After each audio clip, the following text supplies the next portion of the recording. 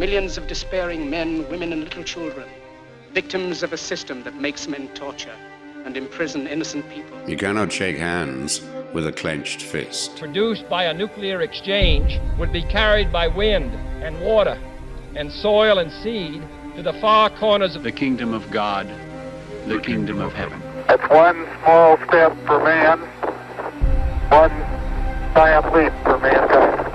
We're not saying that planet Earth is coming to an end. We're saying that planet Earth is about to be refurbished, spaded under, and have another chance to serve as a garden for another civilization. Most of the people in here are just your reflections. They're your mistakes. 1776 will commence again if you try to take our firearms. 1 million of the planet's 8 million species are threatened. You are what you repeatedly do. Therefore, excellence ought to be a habit, not an act. Your lives and the credibility of the United Nations is at stake. Epstein didn't kill himself. The reason this is such an interesting time is not only because we're on the threshold of the end of this civilization. They're trying to take you out with bullshit. The experience of the past 2 years has proven beyond doubt that no nation can appease the Nazis. To those who can hear me, I say, do not despair. The misery that is now upon us is but the passing of greed, the bitterness of men who fear the way of human progress. The hate of men will pass, and dictators die, and the power they took from the people will return to the people. And so long as men die, liberty will never perish. In the language of the U.S. Department of Defense, these are unidentified aerial phenomena. Roswell's a very interesting place with a lot of people that would like to know what's going on. There is very compelling evidence that we may not be alone. This is the Garden of Doom. Welcome everyone into Garden of Doom, and we're very pleased to have our guest this week, Mike Ricksecker. He's a researcher. He's the author of Amazon bestsellers, including Travels Through Time, which is his most recent book. I've been seeing 5-star reviews all over the place. Also A Walk in the Shadows and Alaska's Mysterious Triangle, as well as several historic paranormal books. He just told me a few moments ago that he's written 13 books. He's appeared on multiple television shows and programs, including History Channel's Ancient Aliens and The Unexplained, Travel Channel's The Alaska Triangle, Discovery's Fright Club, Animal Planet's The Haunted, multiple series on Gaia TV, and more. Mike is the producer and director of the docu-series The Shadow Dimension, which is available on several streaming platforms, and he produces an additional full-length content on ancient wisdom, lost civilizations, and the supernatural on his extensive YouTube channel. I can tell you that he's involved with connecting the universe. He's appears on conferences all over the place. It's almost like where isn't he as opposed to where is he? But we're very thankful to have him on the show. Thank you very much, and welcome into Garden of Doom. Thank you so much, Jeff. I really appreciate it. I'm looking forward to our conversation tonight. Me as well. So I got to know who you were partly because you are associated also with the Nephilim Anthropology Conference. And though I don't think you got to do your debut yet, you are slated for future years, which is cool because somehow I worked my way onto the permanent panel, which is amazing because I have I have no background in any subject matter expertise and whatever I got sort of through this podcast, but I feel pretty good about my education. But everyone who listens to the show, unless it's their first time, knows who I am, and most of them are trying to learn who you are. So tell us a little bit about yourself, whatever I left out or wherever you want to embellish. Yeah, absolutely. Yeah, it's really an honor to be partaking in future panels of the conference. But basically, like you said there at the very beginning, reading the bio, author, researcher, filmmaker. I've been writing ever since I was about 7 years old in second grade. That's always been a passion of mine. The type of research that I ended up getting into really started more on the paranormal side of things. I've been an experiencer ever since I was a young child, about 8 years old. I had a very extensive interaction with what we would call a shadow person.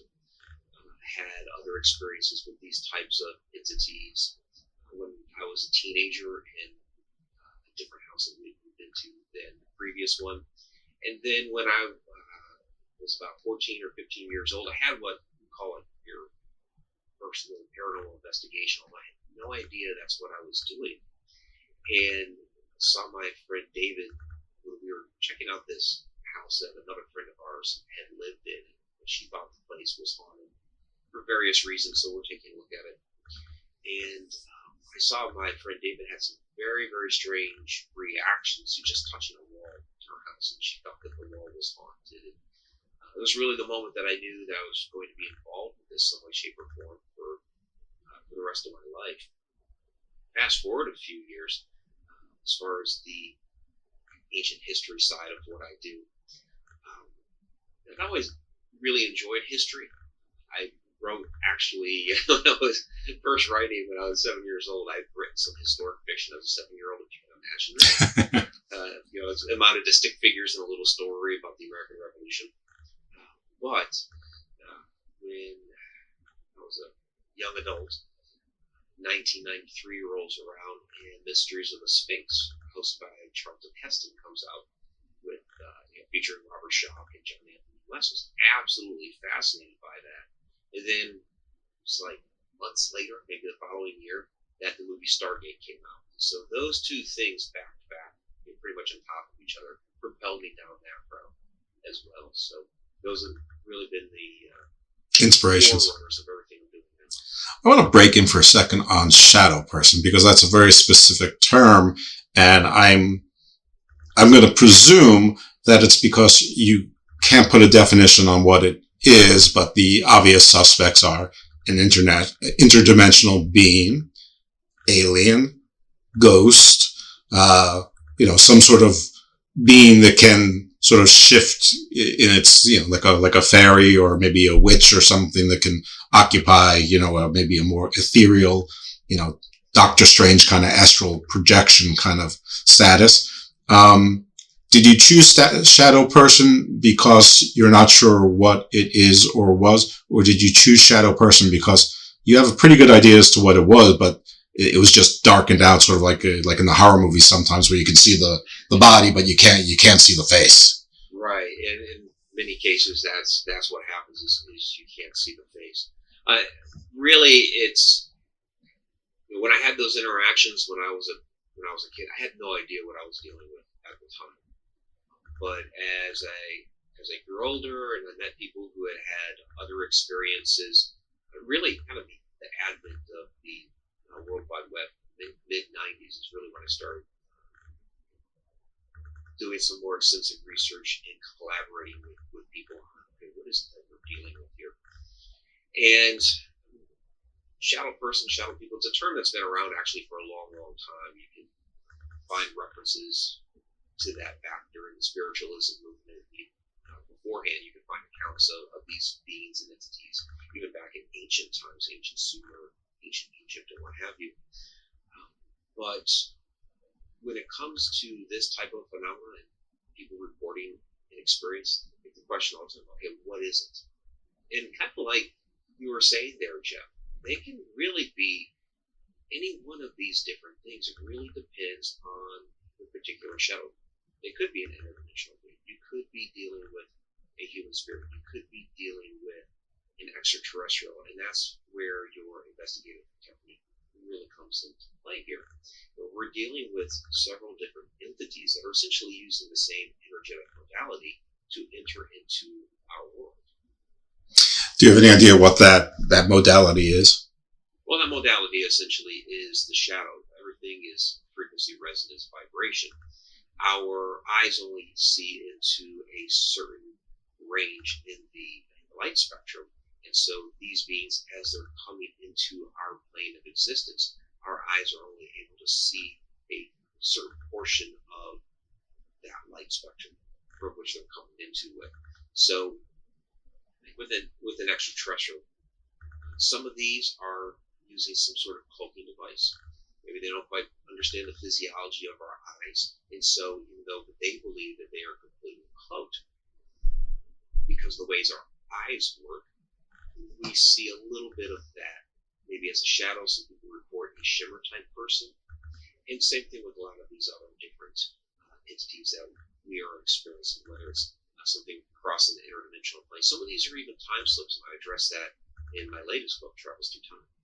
Yeah, there's always that intersection between the light and the dark and the in-between, and there's a lot of symbolism about that, but symbolism is always to symbolize something real. And so it sounds like maybe that's what you experience.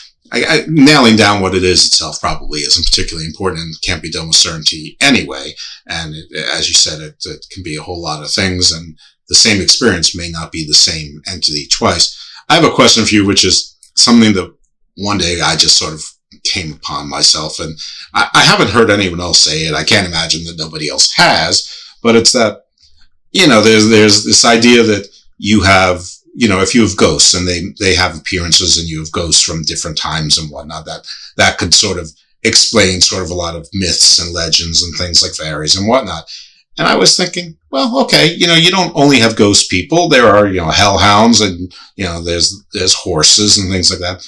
So why are we limiting ourselves to ghosts and, domesticated animals? Why couldn't there be a ghost of like a woolly rhinoceros or a saber-toothed cat or a dire wolf or whatever, and somebody saw that, and that's the werewolf, or they saw the woolly rhino, or not the Siberian rhinoceros, and that was the original unicorn. So, and I'm not asking you to weigh in on that necessarily, unless you want to. I think it's fun. But have you ever investigated anything or spoken to anyone where they experienced an animal ghost that was not sort of like a animal that we experience in, Earth in the 20th and 21st century? Absolutely. You mentioned the dire wolf. A really fascinating account that was related to me by a husband and wife at a conference one time is she had woken up in the middle of the night to a dire wolf sitting on her chest. And she's trying to break free from this thing. And her husband woke up. What's really interesting about this is that he couldn't see the dire wolf, but he could see the impressions of paw prints on her shoulders. So he reached over to turn on the light, and the thing disappeared. But yeah, sometimes you do have these really fascinating accounts like this. Okay, that's wild. I like my little theory, but that doesn't matter. Maybe sometime I'll write it up and submit it to one of those places, one of those websites and whatnot. Anyway, you are probably best known for your theories on time. So why don't we get into that a little bit? Sure, yeah. Well, time, as we know it, really doesn't exist. Time is a human construct. It's a measuring tool so that we know when to plant the crops. We know when the seasons change, when to show up to our job at the right moment so our supervisors and employers don't get upset with us. When to catch the bus, that sort of thing. And it's a useful tool. But we came up with that. In fact, we just had daylight savings change over into standard time again. We came up with that. Nature did not. Right. So, and again, that's useful, but in and of itself, that doesn't really exist. We actually exist in, we call it time. The fourth dimension. Our consciousness exists in the fourth dimension. And that's really fascinating because our bodies are a third dimensional vessel. And everything that we're able to experience are those dimensions that are below us, third, second, first, and what have you. So we're multidimensional beings. Consciousness on the fourth dimension residing in a third dimensional vessel.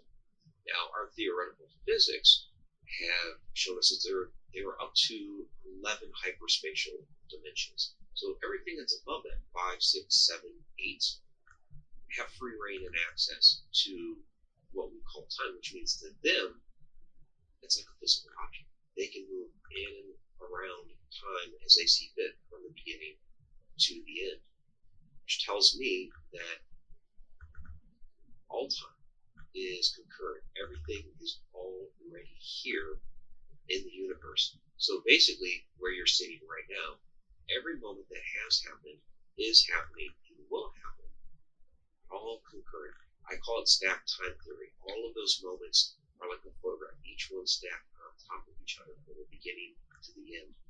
And sometimes a couple of those moments will resonate at the same frequency for a moment, and we'll get a bleed over of those two moments. And that's where we have some of these, what we might call a haunting, or we might say we see a ghost or something like that.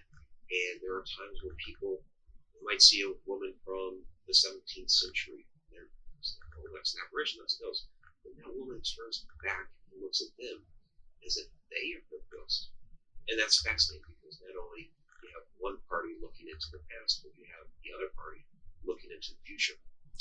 Yes, and there's been a lot of pop media that to go along with the quantum theories. Now, I will admit that quantum physics breaks my brain.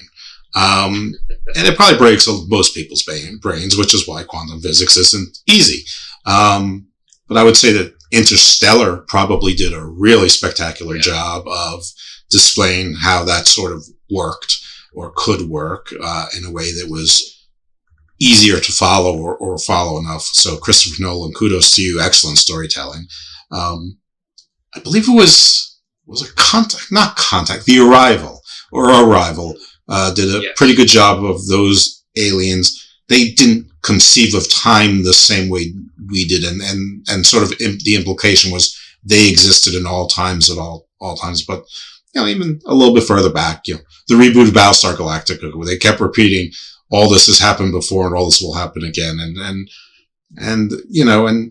it's not that different from mythologies, which sort of talking about cyclical. Now, maybe the time is one at a time, but it's not that hard. That if everything's cyclical, well, cycle goes in a circle. If time's a circle, and then if it keeps spinning, at some point everything's happening all at the same time. So those are the tools I try to use in my head, or the reference points to try and follow it. And right now I'm using myself as a straw man for the audience, who probably has closer to an understanding of quantum physics as I do than you do. Yeah, and it's great that you mentioned how everything is in a cyclic nature, because I do use the symbolism of the Ouroboros in the Dracula thing, which is basically the snake eating its own tail. That's our first alchemical symbol, which really talks about the constant recycle and renewal of not just, they would use it on things like the first place where we see it is on King Tut's burial shrine. So yes, they want the soul of the king to be renewed, but it was also the recycle and renewal of the earth, the recycle and renewal of the universe for all time. And it's been really fascinating here, where we've seen really fascinating discoveries come out of our science down in Antarctica with the Anita Project and the Ice Cube Project, where basically the research that they've done on the neutrinos down there, they've basically, this is a peer-reviewed scientific paper that was published a year and a half ago now, maybe a little bit more, which basically is showing us that there is a parallel universe running in reverse time, which is almost bizarre to think about. How would that look? But when I thought about it, to me, I likened it to the Ouroboros. So if our time is running forward. And by the way, we could be the one running in reverse. I love how we're so presumptuous that we're the one running forward. We're running in reverse. Well, it's all perspective. Right, of course. So if we're running forward in time, the other is running in reverse, that means our beginning is their end, and our end is their beginning.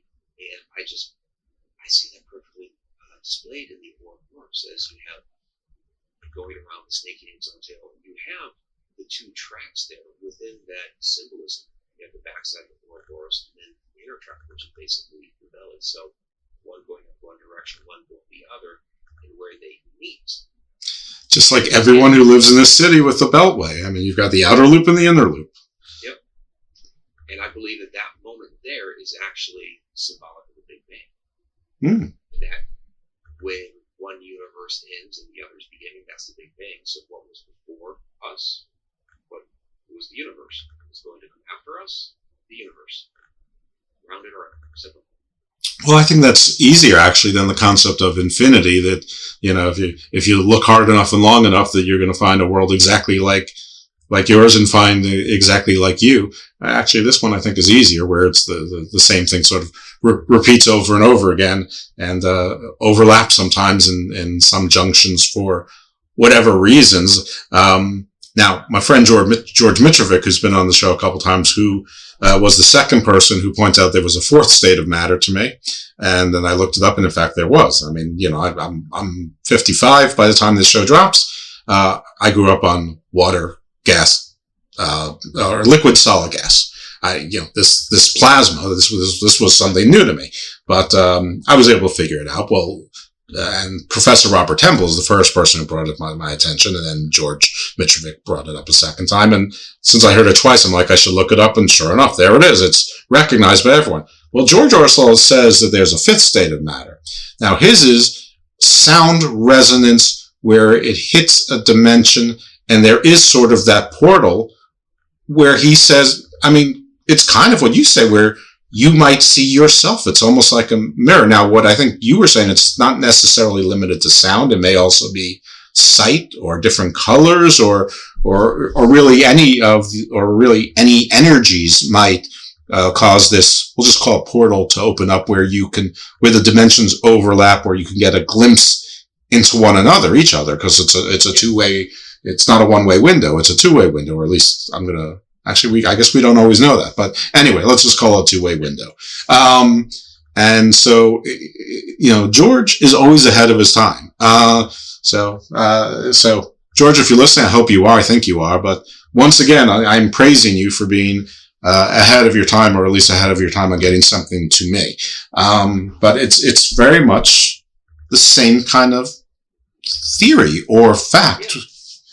Yeah. And no, I really like that, because it's an example that I've given for many years now. I've included in a couple of my books now, but really proposed it back in Walk in the Shadows, which is a few years old now.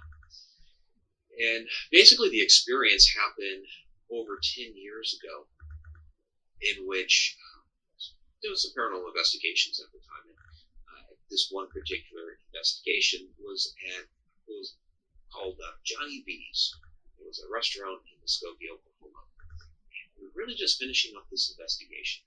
A couple people upstairs in the bar area, a couple people out in the front restaurant area. I decided to do a last photo sweep of the restaurant, just get some photos.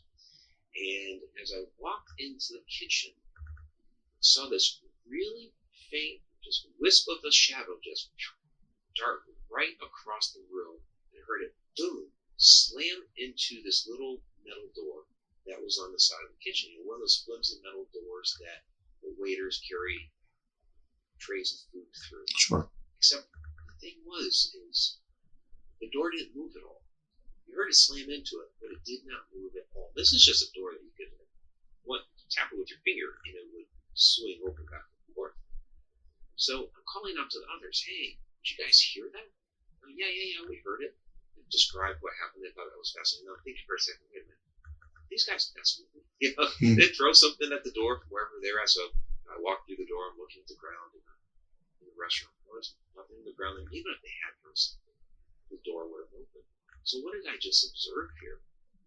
So I think what had happened, I have a nice little illustration in a couple of the books. What I think happened here is I walked through that door. Something was in that room. I scared it. It took off so fast out of there once I walked in. So it showed up as a shadow.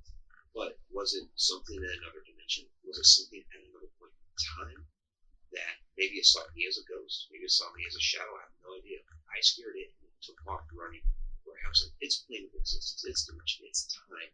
It ran right through that door. The door opened wide, and he or she ran up to the dining room. I couldn't see it because we're two different dimensions. However, sound is a different frequency, a different wavelength, and it was able to traverse the dimensions so I could hear it, even though I couldn't see it. So that's that's fascinating that you're talking about this fifth state here with sound, because that is something I have talked a bit about. Interesting. I wonder, in your investigations, obviously with this central premise of yours about that it's overlapping time and there are certain energies that conflate and at certain times and places. I mean, maybe if you knew how to manipulate it, could be forever, but for the moment, nobody knows how, that we know of anyway. I mean, maybe that's what Merlin knew how to do or something. But does that help you? Of course, the image in my head is Ghostbusters, where they built a certain, spectrometer or whatever they called it to measure certain things. But does that help you utilize technology to try to measure certain things, in particular on certain wavelengths that other investigators either don't use or maybe adopted after you? It's helpful. You're getting some data points when you have something that you're able to measure. Now, unfortunately, we see in a lot of the television shows, and what a lot of other investigators have adopted is they use this type of equipment as like some sort of ghost meter, where things lighting up, so we must have a ghost. Right. It's not necessarily true. You are getting some sort of data that doesn't necessarily mean that there is a ghost there, or they start telling a spirit will talk into the light or something crazy like that. Come on. But it does give us some data to work with, and the more data that we have, we can maybe start seeing some patterns in specific situations. So it can be helpful.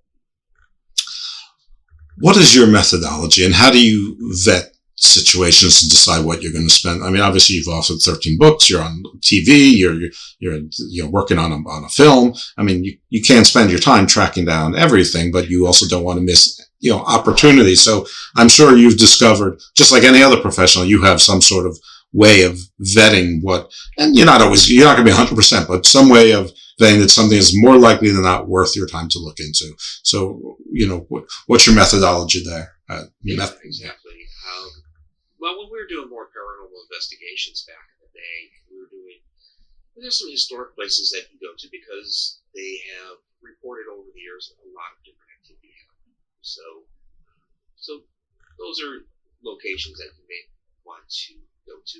The ones that are maybe a residential case, it becomes more of have a case manager try to vet the people themselves, because you do have people are experiencing legitimate activity, but then you have others that maybe they're on some sort of medication for whatever reason. Sometimes you're dealing with somebody who's schizophrenic, that sort of thing. So there is some vetting there. Or the wrong medication. They just haven't figured out the right medication yet. Just because you're on medication doesn't mean that, no, we're not going to talk to you. But it could be, there could be a specific mixture or whatever. But there is a vetting process when it comes to that. These days, because I've done a lot of that type of research in the past, and I have a lot of data from which to work. These days, I'm more in the area of how does all of this that I have researched, all of this activity that I've experienced, other people have experienced, how does it relate to our ancient past and the experiences that people back then, 1,000, 2,000, 5,000 years ago were experiencing? Are we seeing some of this phenomena spelled out in our ancient writings, our ancient texts? Are they lost civilizations, perhaps, that they're talking about here? Or are they talking about extraterrestrials? Are they talking about interdimensional beings? So that's where I'm trying to draw the connections now. Right. Well, that's the big question in this community, and probably writ large in a different way. But is it God? If so, which version of God? If it's not God, is it Graham Hancock with the ancient civilizations that survive, sort of the Earth Ancients view of it, or is it more Zachariah Sitch and Eric von Daniken, where all of these gods and demigods and they would sort of repeat themselves in stories after stories, where aliens visited upon us, and they had like local governorships and occasionally had civil wars and battles with each other as well, for primacy. Anyway. And why can't it be a combination of them? That is a good question too. It seems like you have to be in one camp or the other, and I get a little hesitant when we have to start choosing sides. I usually find, at least in my research, that the answer is somewhere in the middle. Well, it's true. I mean, it's if you adopt, let's just call him von Daniken, because everyone knows who Eric von Daniken is, and they in fact did teach certain peoples how to do certain things. Those could be the ancient civilizations that then in turn taught other people how to do. So you're right. It absolutely could be a combination of things. And, then I guess you get to the, I want to say traditional religions, but that's actually wrong. The modern, more accepted religions, the traditional religions are what we're talking about. And those religions were new at some point as well.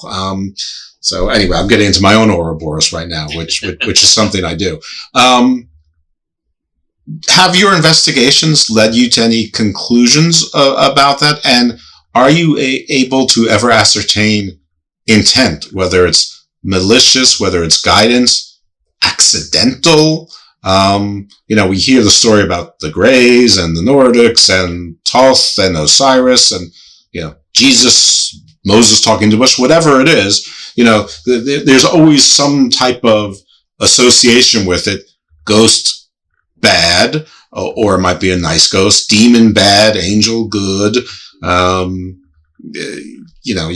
Burning bush, frightening but important. I'm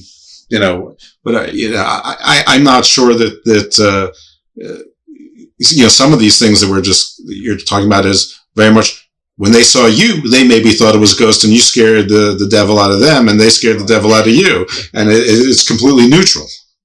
Yeah. And really it's a mixture. Some of it, sure, it's intentional. Now, when you're talking like demons or something like that, I have a very good friend, Carl Johnson, who's a renowned demonologist, and we worked on a case that was pretty malevolent.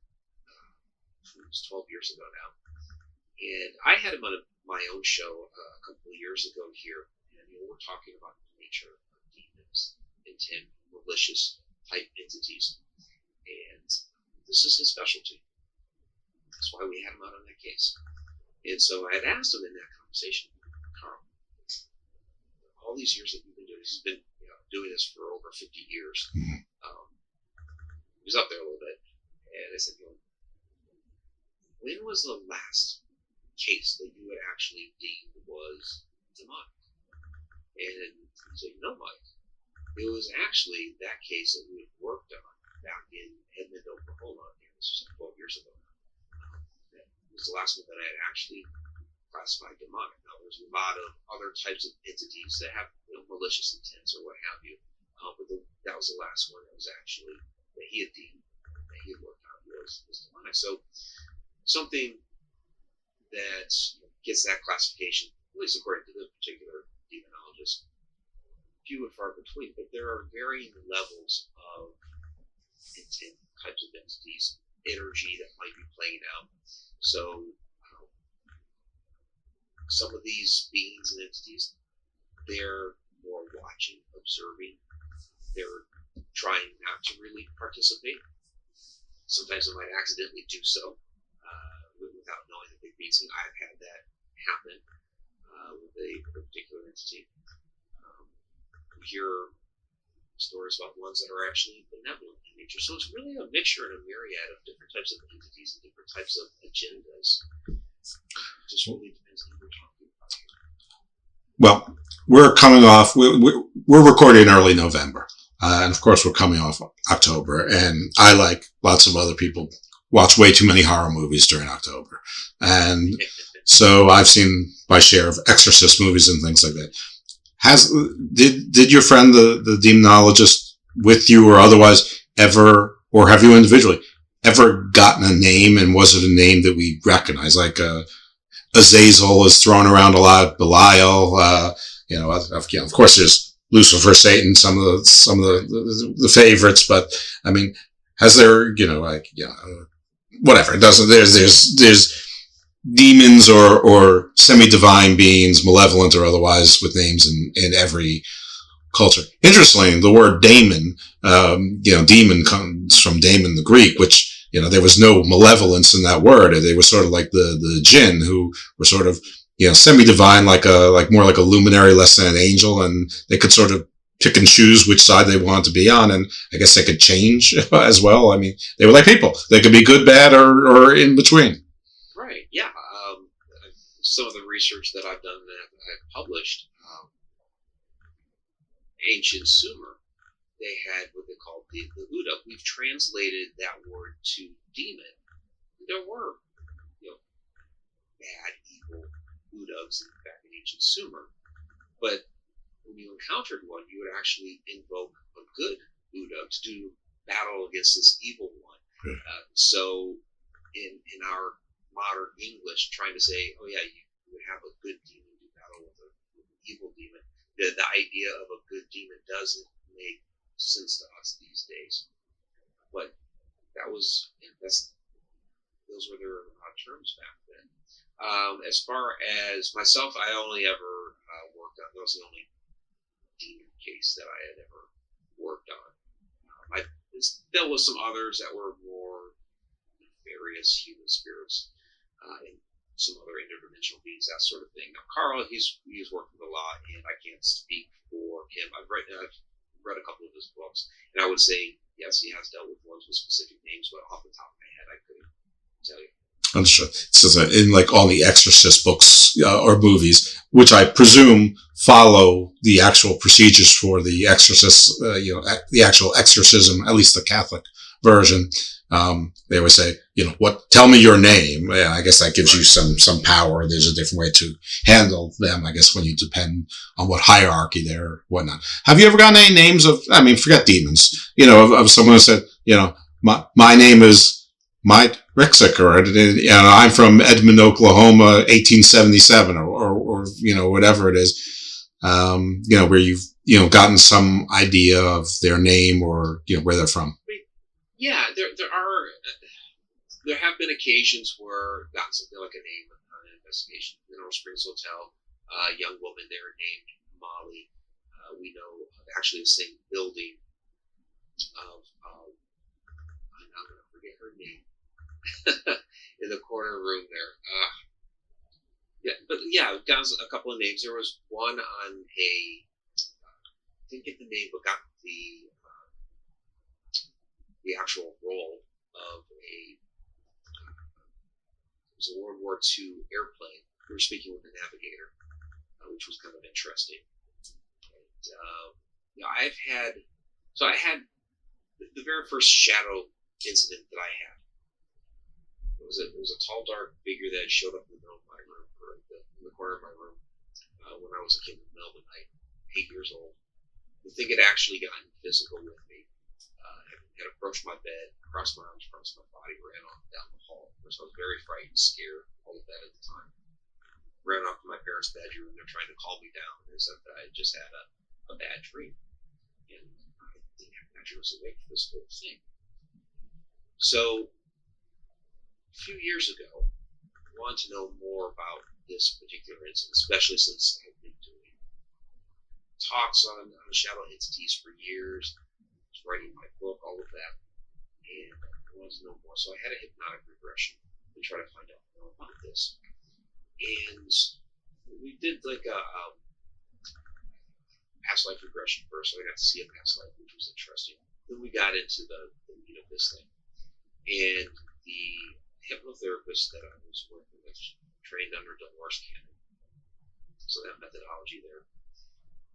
And she was actually able to channel this particular being. She was actually able to communicate with it. And what I could see in the hypnosis session, we went back to that particular moment. And I could actually see the whole incident, not from myself as 8 years old, but actually from the perspective of the being that was there. So I was actually looking down at my 8-year-old self, which was really bizarre. And I could see myself as a child from this corner, mouth opening up, trying to scream, but I couldn't, because I was just too frightened. And I got to feel what the entity itself felt, which was that it felt bad, that it was scary. It didn't mean to scare me. I didn't know originally at first that I could actually see it until I reacted to it. It thought it was cloaked, it was invisible, something to that effect. So when it approached my bed, it did the arms crossing around my body. What it was trying to do was put me into a bit of a self-hug. And I got to see another detail that I didn't as a child, which that patted my wrists as kind of a almost reassurance. And it got out of there, so it stopped scaring me. So Ariana, the hypnotherapist, started asking some questions. Where are you from? That sort of thing. And what we ended up finding out about this being, we didn't get a name, but what we did find out was that it was a being from what we would call another dimension. That was kind of what she asked. She was like, where are you from? I'm from another space. Her follow-up was being like another dimension. And this being said, well, you might call it another dimension, but really it's another space, which is fascinating because it's indicating that what we think we know about our dimensions that we've defined right now are different than what we really believe. And then, of course, what were you doing in the room? And essentially, this being was on a research mission, a reconnaissance mission, was studying humanity to find out more information. And its assignment that night was a child's room, and happened to be mine. Yeah, well, it tells us a bunch of things. Obviously, it's intentional. They have technology that they know that they could be seen to keep them from being seen. Doesn't sound malevolent. I suppose they could have been lying, but it sounds like if they want to do worse, they could have. And I'm sure you're not the only person that they studied. Right. Now, a lot of abduction stories that we hear turn out a lot worse. Now, sure, they're, of course, just that doesn't mean that those things aren't true, and it doesn't mean that those things come from the same space that your encounter came from. It could be different spaces entirely. It could be from the same space, but a different race, a different people, a different agenda. It could be anything. And some of them just, I'm sure some of them just are the way we remember something.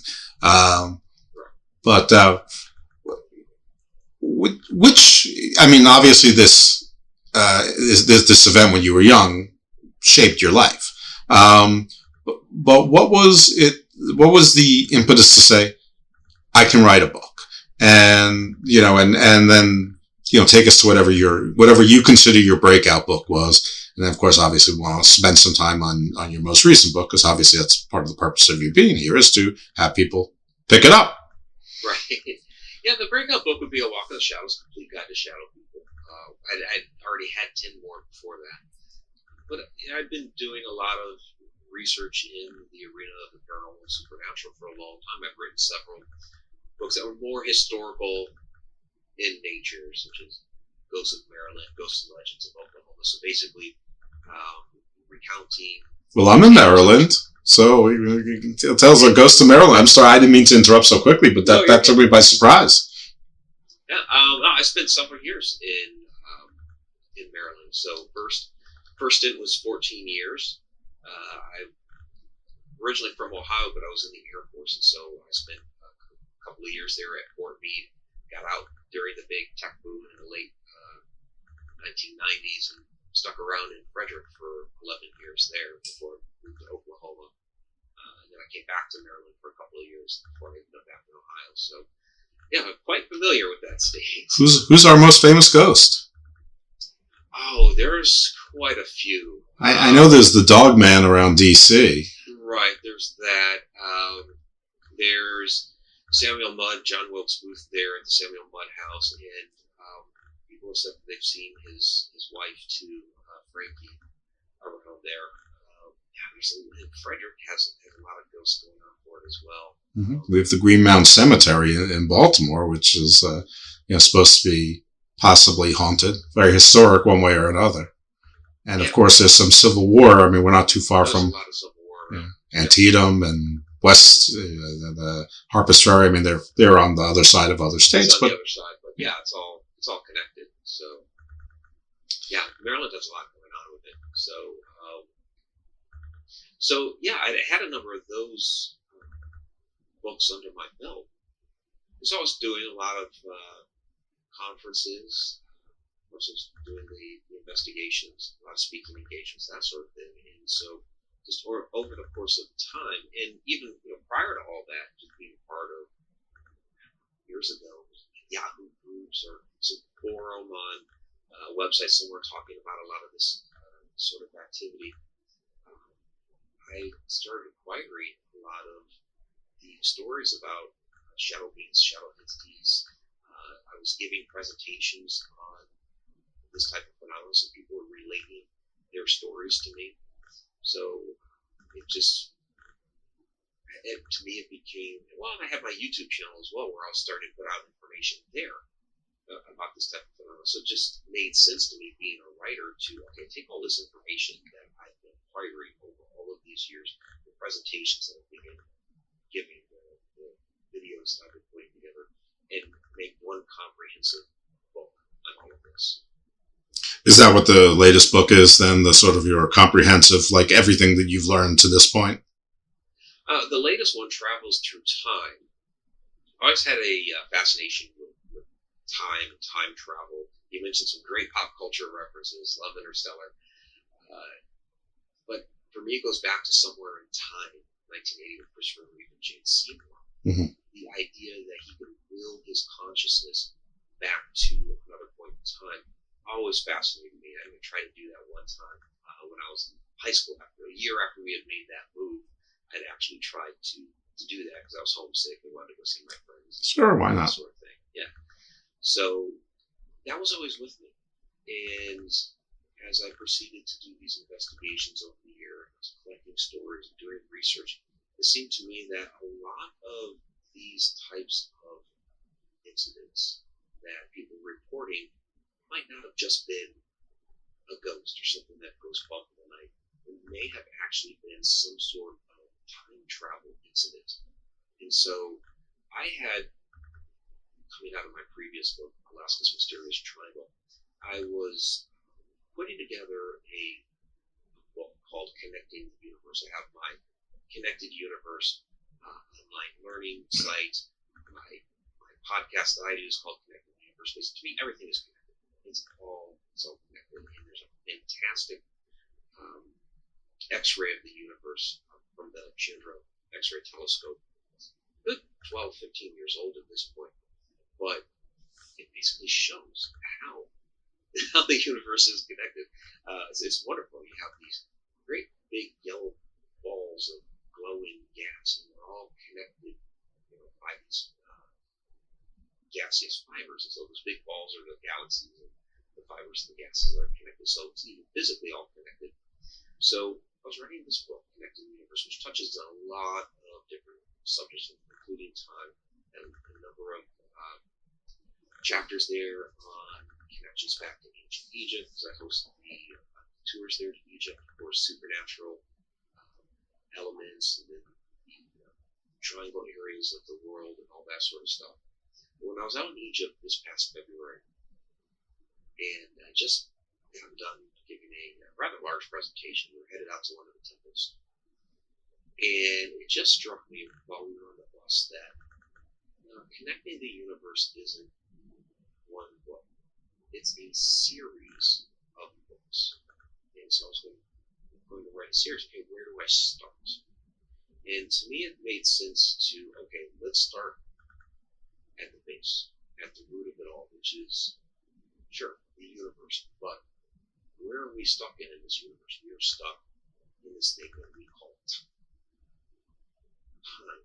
So let's start there. Let's talk about how time in the universe works, how it's interconnected in a lot of these different things that we are experiencing, how our ancient cultures depicted time in their ideas of the universe. There's a lot of philosophy in it. And so that's the base that I'm starting to set up the whole rest of the series. Excellent.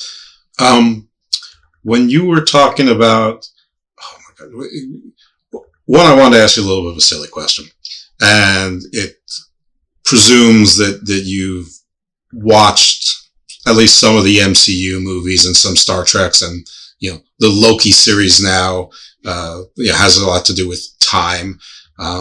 It always bothered me when I was a kid and a young adult, how in Star Trek, time travel wasn't like no big deal. They did it all the time, and never. I mean, at least with the H.G. Wells, or I think he wrote the Time Machine. That guy didn't exactly know what he was doing with his machine and how to stop it at the right time. I may have figured it out, and all that good stuff. But it seems like I've heard a theory, and I'm not sure if it's a fact. Well, it can't be a fact because it's a theory and it's quantum physics, that you can't travel back in time. Theoretically, it might be possible to travel forward in time, but you can't travel backwards because you can never go fast enough through the speed of light. And then someone said, yes, you can if you find a gravity bubble and ride it like a wave. And I don't know any of that stuff, but I guess that your premise is that you don't have to worry about that because it's all sort of cycling parallel to each other, and you have to figure out how to open the door. And now I'm seeing the Stargate, why that was attractive, because that's the portal.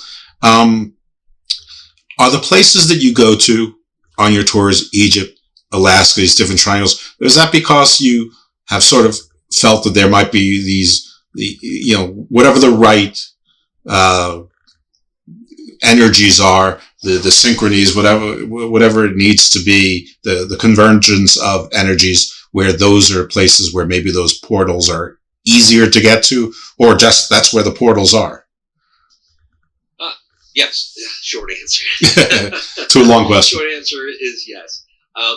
So let me back up a second here to address the physics as far as time. They get hung up on the math. That's where it breaks down for them. And there was the Novichok consistency principle in the 1980s, where he was basically saying that in this particular theory that time travel could technically happen, but you couldn't ever change anything because then the math wouldn't work out. Then you would not have an equation that would zero out and be equal. And so as Joe Polchinski and Kip Thor, two renowned physicists, were debating this, the Polchinski paradox came up. And basically what this said, and this corresponds to the head back and forth, was that he said, well, if you take a billiard ball and you shoot it through a wormhole, we're able to talk about this because of San Rosa Bridge, that's not a wormhole. Shoot the billiard ball through a wormhole, but where the wormhole comes out is just before the billiard ball enters the wormhole, so basically kind of moves back around and knocks the billiard ball off course. And now you've changed time with this billiard ball. That how could it then have possibly gotten into the wormhole to begin with if you knocked it off course? Which essentially, I kind of laugh at it because it's essentially the grandfather paradox. The idea of somebody goes back in time and does something to their grandfather, kills him or whatever, and prevents his own birth. Basically what we see in Back to the Future. Right. How could that be possible? And I laugh at it because the physicists will discredit the whole grandfather paradox, but yet it's a billiard ball and a wormhole, we can talk about it. Sure. But they get hung up in the math. And that's the thing. They want everything to be neatly tied up in a bow with the math. So, but when it comes to the other part of your question with places like triangle areas of the world, Egypt, yeah, the ancients, they knew to tap into these sites of power, and they are prevalent on Earth. This is something that is actually measurable with devices, with our scientific equipment. And what it comes down to is we have a molten iron core that's spinning, and as it's spinning, it's creating a magnetic field, which is a wonderful thing because that protects us from the solar wind. Otherwise, we couldn't possibly live on here, on this planet. So that protects us. But as it's rising through the Earth, it's interacting with different metals and minerals, water in some places. Depending on what it interacts with and how much that quantity is, it creates different magnetic fields, different strengths, and what have you.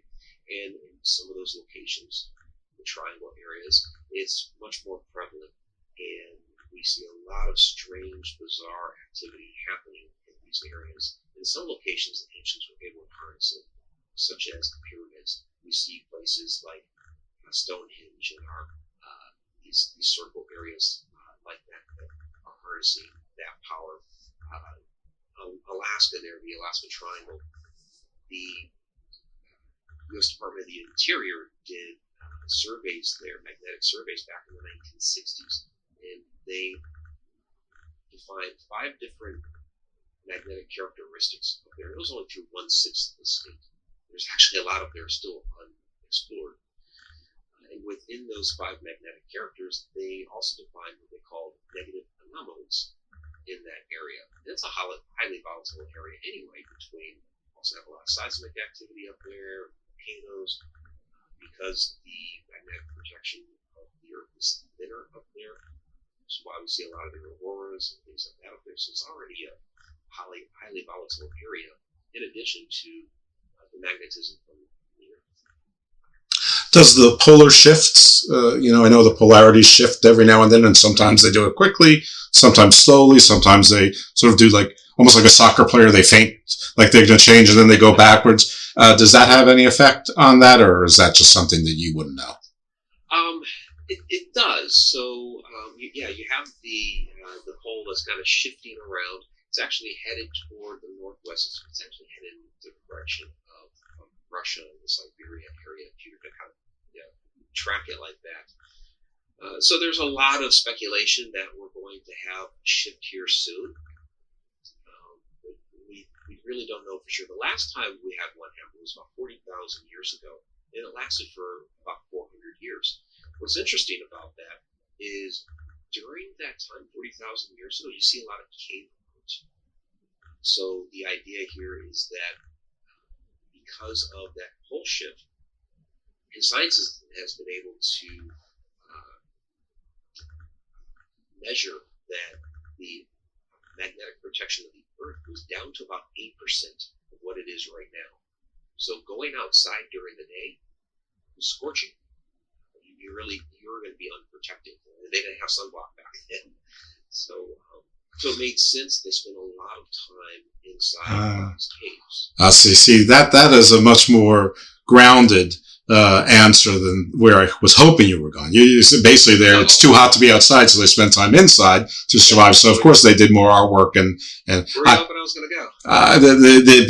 The energy basically gave them a supercharge. Basically like a jump start of the brain, and then, and all of a sudden there was more brain activity and they got smarter, not from panspermia, but from just sort of natural occurrences that happened there. Anyway, that would have been more fun, but But I think they had to, their ingenuity. They had to get a lot more creative. How are we going to survive during this time? You see wonderful places. Underground, like Kuyu, places like that, were very, very intricate cavern systems that it seems like over the course of millennia had been several different times for myriad of different reasons. I wonder if that's also a reason why there's, I know that the prevailing wisdom is that, the Hopi and the Pueblo and the Anasazi, they weren't in North America yet, but, nobody really knows it. I mean, they just finally admitted that people were here 23,000 years ago because of footprints in New Mexico. So unless those people fell from the air and landed in the desert of New Mexico, I mean, they were at least here, a few weeks before then, probably much earlier. Well, there was, a site. It's in the San Diego area, where it's about 120,000 years old. Yeah, So things. what were they doing back then? Yeah, things keep getting older. But I can't remember where I was going. But yeah, they would have to get more creative, and if that sort of matches with these times as to sort of cultural changes and sort of some of the oldest stories and mythology sort of having their basis around these same times. Or maybe that's when the divergence took place. Maybe there was this root story, but when people had to go to shelter, they all, sort of put their own spin on it. But where I was going was that these cave dwellings, but in the upper canyons, which, it doesn't make sense how anyone could have possibly done that somehow they did. And I guess for protection, they found a way to build them way up high. And instead of going down for food, they climbed up onto the plateau areas or whatnot, as opposed to traversing down, but they didn't want to go down, be down lower. I guess maybe there were animals or reptiles or maybe other beings that were around that were more hazardous to their health. But again, obviously I'm just pontificating recklessly here, but some of those, no one really knows how people built these cave dwellings, up, 8 stories up or 800 feet up. I've been there. To me, the fascinating one is right up the road, Montezuma as well, which is kind of like the origin point for it. And there are some cliff dwellings there around the rim of what they call the well. But there's a fascinating indigenous legend that comes out of there that what's really amazing about that well. They have no idea how far down it goes. They've sent probes down there. They've had people dive into there, and it just pushes them back up. And it's a very acidic type of water that's there. So there's some sort of mineral down there that's created. So there's only 5 life forms that live in there. They're all indigenous to that one well. It's kind of bizarre. It is. But the legend is that before the water spilled it up, was that back when the great cataclysm was occurring, that down in this well, again before the waters were within it, that there were ant people. They called the ant people that were living underground there. And when the cataclysm was occurring, they invited humans to come down there and live with them for a while until this cataclysm had subsided. And then, of course, they let the humans back out, so they saved humanity within these caverns underground. And I do know that it is said that in the language and remnants of the language of the Anasazi remain, I guess, through the Hopi and through the Navajo, call themselves the Dene and others, that Anunnaki means ant people or something similar to that, which, of course, Anunnaki from Sumeria is, so there's a very strange coincidence there. I want to ask you, your addition to the Nephilim Anthropology Conference is terrific. I think whenever they add anyone, it's great. But, we've spoken now, and you haven't spoken at all about giants, and, we touched a little bit on, demons, but almost parenthetically, and we probably spent more time on it because of me and me wanting to go in those sort of directions and label everything. What is your feelings on the Nephilim as a subject? And I'm not just doing this for the conference. The conferences are going to be for another year, but the Nephilim and me being confused about the Nephilim is really one of the reasons this show exists. But so what are your feelings on the Nephilim, and not to give away your whole, presentation in 11 months from now or whatever, but, where do you feel like your information ties into, like, what are you bringing to the table on the conference, Nephilim related? Yeah, there's some fascinating stories in Alaska. I came across in my research for Alaska's Mysterious Triangle. It was a 500-page handwritten work back in the 1930s from a native Inuit tribesman. He had wanted to preserve the legends of his people before the passed out, before they passed into oblivion. Because most everything was oral tradition, and with English influence, for lack of a better term, kept infiltrating. You feared this was going to be lost. So he handwrote, it's very broken English, handwrote all of these legends. And within there, he has a very extensive list of stories on giants that came into the area across from Siberia. And some of the stories that he started writing out about these giants have been handed down for hundreds of years, if not longer. Talked about these beings interacting and begetting the human women and creating these race of giants. This is in Alaska, and I'm reading these stories, and this is in the field. These are the film stories that we hear about, that are associated with Middle Eastern stories. And here it is in Alaska.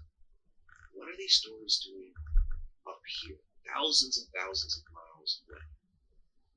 So that's where I've kind of tied back into this particular conference. Well, that's great because, obviously that's where the glaciers probably would have been a little bit later to recede, a little bit later to melt. Some of them haven't melted yet, so when they crossed in, and they got further south, it's reasonable that they were, both pre-Diluvian and antediluvian or post-Diluvian, which is what.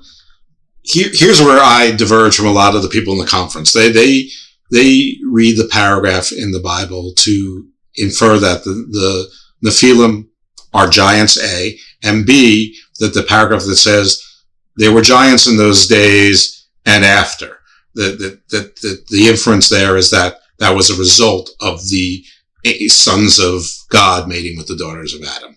I don't think so. I think the plain reading, and in my real life, I'm a lawyer, and we're statutory construction is plain reading, and I'm not saying that this is a legal case or anything like that, but, the people who were writing it were scribes. They were, very few people were literate, and we have multiple translations, and the plain reading of it, and when you read several different versions of the same clause from different Bibles and from different translations, it seems pretty clear to me those are two separate things, that the angels came down, mated with the women, or someone came down, mated with the women, had kids. Those kids were the Nephilim. To me, those are the demigods. The giants were here then and before and after. And we know the flood myth was, partially to kill all the giants, and clearly they didn't, because the entirety of the Old Testament is basically Israelites trying to kill giants or finding a way to kill giants, and get rid of them.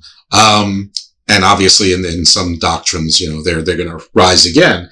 But even in other mythologies, Norse, Greek, probably others, but those giants either were made contemporary with the gods, or even before the gods, and were separate from the demigods who came later. And the language in the Bible is the Nephilim were the great men of renown, the heroes of old, or whatever term you want. Well, that's the exact same language the Greeks used for their age of heroes, which was after their flood. So anyway, I like your version because it sort of supports mine, that they were here before and after. Now maybe they then were the same ones who interbred, and maybe there's a little distinction there, but that's all right. Maybe there's when things get written down thousands of years later, there's room for the oral story to have changed a little bit. But maybe a little bit. But I like that. That's fun. So the giants came over from Siberia, and I know that there's a lot of talk now about the Dragon Man skull, which is getting more real attention lately. Things about the Denisovans is new, and depending on who you're talking to, the Denisovans were small and slight, or the same size as other humans, or they were gigantic. So I don't know which it is. Yeah, a number of the bones that they found have stated they were quite large, and so that's kind of a parallel I've drawn there. Are some of these giants that they discovered in Alaska, they're coming from Siberia, where they discovered a number of these bones? Are they the Denisovans? And then did they come over the Bering land bridge? Yeah, and the only reason they're called the Denisovans, I'm sure your pronunciation is correct, not mine, is because they were found in the cave Denisova in Siberia. So, I mean, it's... that's not their name. That's not what they call themselves. Right. and it's not even the speciation name that we would give them. It's just kind of like here in Ohio, we have a lot of great earthworks here. We call them the Hopewell culture, only because the guy who did all the research back in the day, his last name was Hopewell. We have no idea what they called themselves. All right, like the Humboldt squid. I mean, they don't call themselves Humboldt. They say humbug to Humboldt. So yeah, absolutely. All right. Well, that's great. I look forward to hearing more about that. I think that's really excellent. I actually thought that maybe you were going to go with the dimensional thing, and I'm glad that you didn't, because there's already folks who talk about that, and that fits with sort of when the feeling was around, they sort of lost their bodies, but their demonic spirits remained, and people can make their own decisions about those, but obviously that's not my version. I like the more corporeal version, whether it's godlike or otherwise. All right. Is there something that I should have asked you about that I didn't in the course of our conversation? We've talked about a lot here, Jeff. So I think we're probably pretty good. All right. Well, great. Well, thank you for that. All right. Tell everyone where they can find you, where they can find your stuff, where they can follow you in your numerous projects, your podcast, your group page, where they can buy your books, everything. Yeah, my primary website is MikeRicksecker.com. You can find all of my books out there. You can find my event schedule where I'll be speaking at here. I do have some online, by the time this goes live, my online workshop will probably be over. But I have some other events that are coming up here in December at the Oliver House, being into MUFON, and Conscious Life Expo in February. You can also check out my online learning portal, ConnectedUniversePortal.com, where I dive deep into a lot of this type of material. And it's also a place where people who have had these type of experiences as well can meet as a community. So ConnectedUniversePortal.com. Very cool. I guess one last question as a PS or postscript, epilogue. You mentioned MUFON. That's obviously the UFO investigations. Are you affiliated with that partly to get the experiences in case it fits into what you're investigating, or are you also investigating UFOs as a separate entity? Are you open to both possibilities? Yeah, so I'm not a member of MUFON, but I know a lot of them. Right. We've definitely had a lot of conversations and done a lot of work and research together. So I mean, it's again, connected universe. Everything is connected. So this type of phenomenon is certainly connected to everything else that we've been talking about as well. What do you think about the disclosures from the various governments? Well, I'll say this about it. I think it's good that we're having the conversation, that it's been a little bit more acceptable to talk about this now. They're still trying to control the narrative by saying, okay, we're gonna set up this organization and only really government personnel can report to it. Because they're still controlling the conversation, but at least the conversation is more acceptable now to have. And the fact that we've had congressional hearings with people giving some testimony as I've seen this, I've seen that, that's wonderful.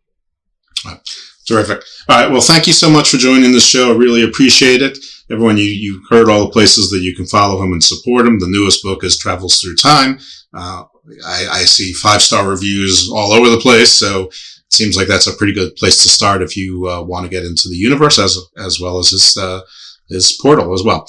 I'm probably going to use Al Stewart's Time Passages as our song. I think that seems to be appropriate for the outro here.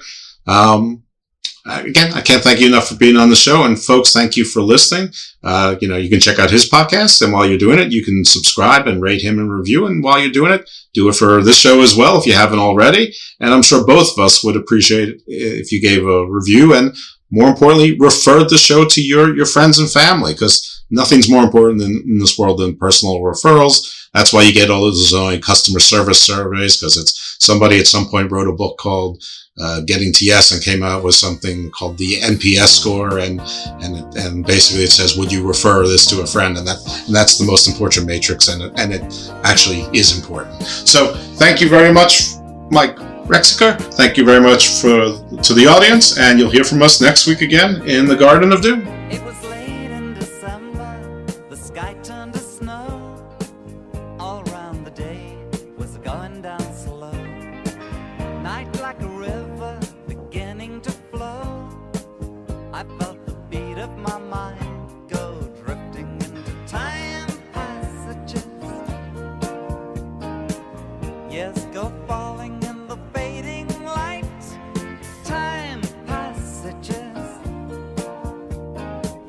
Buy me a ticket on the last train home tonight.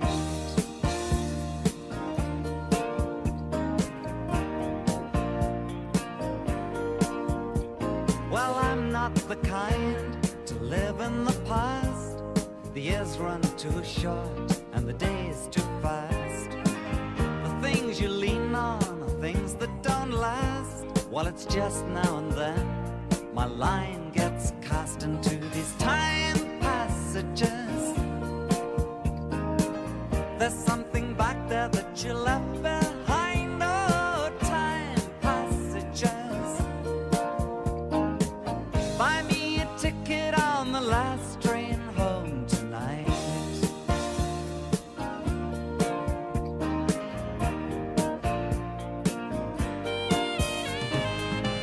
Hear the echoes and feel yourself starting to turn.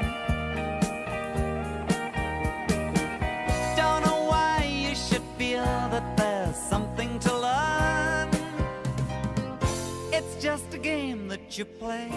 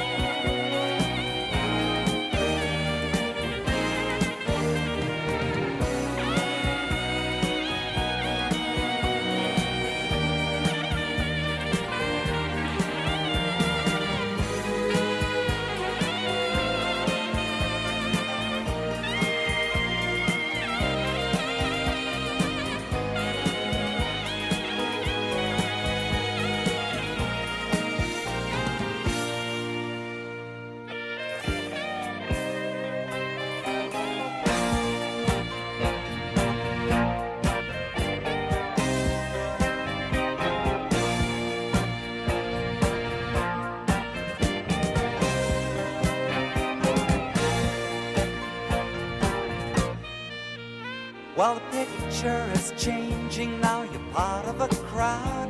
They're laughing at something, the music's loud. A girl comes towards you, you once used to know. You reach out your hand, but you're all alone in those time passages. I know you're in there, you're just out of sight. Oh, time passages. By